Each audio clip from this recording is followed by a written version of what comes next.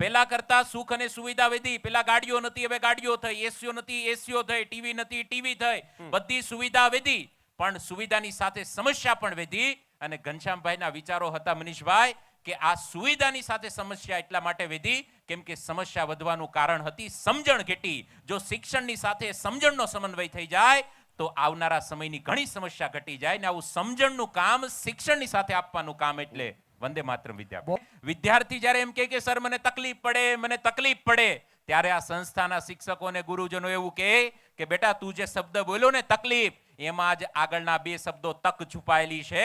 આ તકને ગોતતા આવડી જાય તો જીવનમાંથી તકલીફ ગાયબ થઈ જાય. આવું શિક્ષણ આપતી સંસ્થા એટલે વંદે માતરમ. કે દીકરાને દીકરીને મોબાઈલ અને સોશિયલ મીડિયાથી દૂર રાખવા માટે વાલી મિત્રો હોસ્ટેલની પણ એક સુવિધા અને હોસ્ટેલમાં પણ અલગ અલગ ફેસિલિટીથી સજ્જ એવું કેમ્પસ એટલે વંદે માતરમ વિદ્યાપીઠ. મનીષભાઈ, વિદ્યાર્થીમાં સક્ષમતા ગમે તેટલી હોય, પણ જ્યાં સુધી એ સક્ષમતાને એક સાચો સારથી ન મળે ત્યાં સુધી એ સક્ષમતા કઈ નવું સર્જન નથી કરી શકતી. અર્જુનની અંદર સામર્થ્ય હોય, પણ ભગવાન શ્રી કૃષ્ણ રૂપી સારથી હોય તો એ અર્જુનનું નામ વર્ષો સુધી દુનિયાને યાદ રહે. આવા આપના બાળકોની સાચી રાહ અને દિશા બતાવવાનું કામ અને સારથી બનવાનું કામ એટલે વંદે માતરમ વિદ્યાપીઠ કરી રહ્યું છે.